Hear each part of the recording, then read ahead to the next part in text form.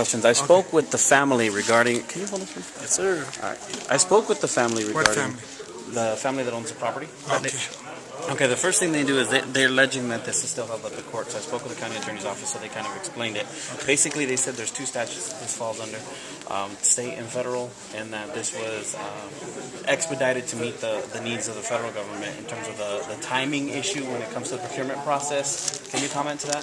The only thing that I can comment to is that obviously the faster the land is donated, the faster we can break ground. The federal government cannot spend money on property that does not belong to them.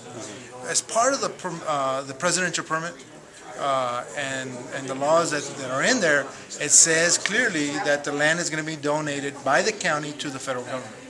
So till that happens, then we can't break ground. Okay, and then speaking of breaking ground, I had a question about the size of the land. It's 100 and some odd 110 acres. Is that a normal size of a port of entry? Very normal. It's probably to the smaller size. If you're looking at Salduas and McAllen, where I'm from, that one's about 100 acres.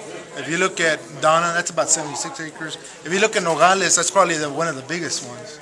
So 100 acres is about the average, 110 acres. And that would be the Deacon City Port of Entry in Arizona, in Nogales?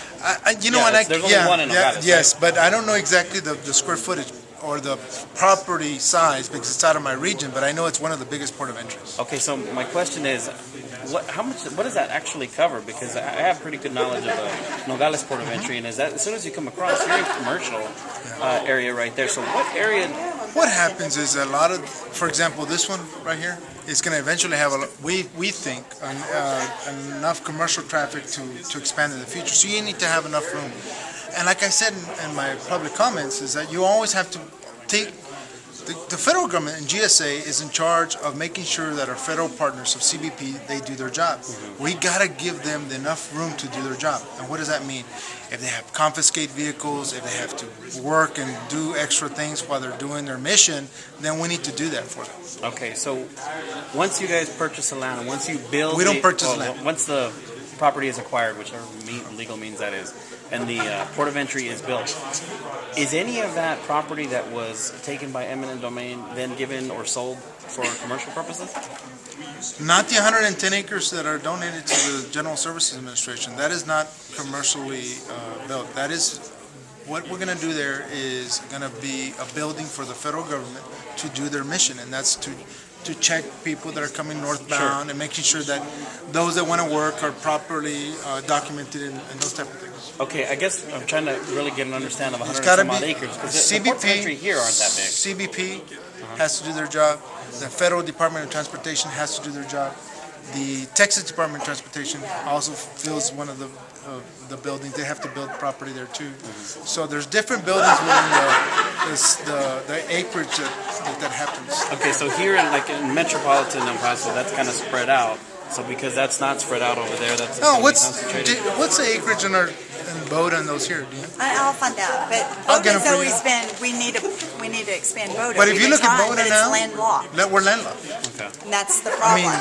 I wish we had more property in Boda. No, I think the general uproar with the community is going to be, well, what do you need all that property for? And I think people just don't understand. It's always for future expansion. If you go look at, did you talk to Ana Nahuasa here? No.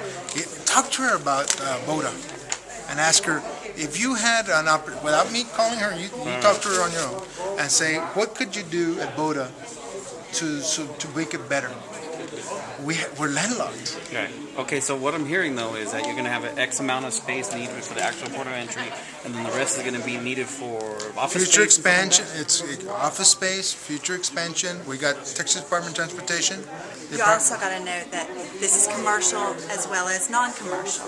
There's a lot of the stations here are just commercial, or they're just pedestrian, or they're, the free bridge is just pedestrian. Okay. So. Right, the free bridge is just pedestrian. So this is going to be a multifunctional bridge. This is commercial it's a and private vehicles. So we expect to have a bunch of traffic on it, and that's why we need to have enough property. We're also going to have kennels.